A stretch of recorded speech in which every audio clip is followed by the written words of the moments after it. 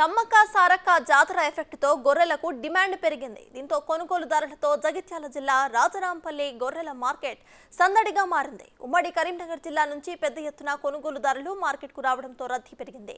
దీంతో గొర్రెలకు డిమాండ్ పెరిగింది. గొర్రెల రేట్లు కూడా సాధారణం కంటే ఎక్కువగానే ఉన్నాయి. అయితే సమ్మక్క సారక్క పండుగ సందర్భంగా జాతర సందర్భంగా మేము ఇక్కడికి వచ్చినాం.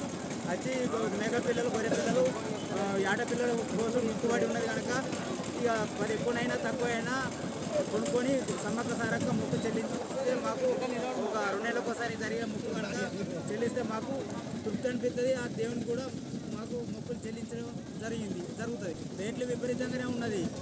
ఇక రేటు కోసం చూస్తావా దేవుని నమ్మకం జాతర కోసం రేట్లు ఎప్పుడు ప్రతిసారి పెరుగుతున్నాయి. ఈసారి బాగా విపరీతంగా పెరిగినా కానీ మొక్కులు మాత్రం చెల్లించడం మాత్రం ఖాయం.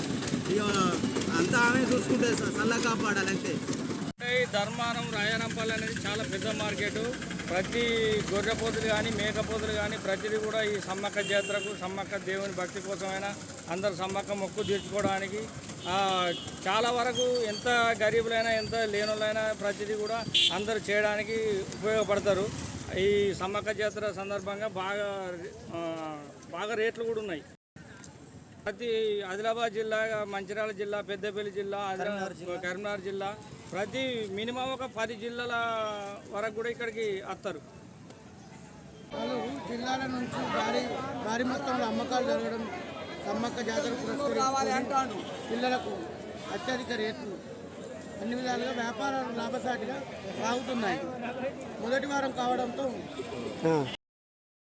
కావడంతో పిల్లలకు అధిక రేట్లు అమ్మకాలు కొనుగోలు వారు భారీ స్థాయిలో జరగడం వ్యాపారం ఆనందదాయకంగా ఉంది.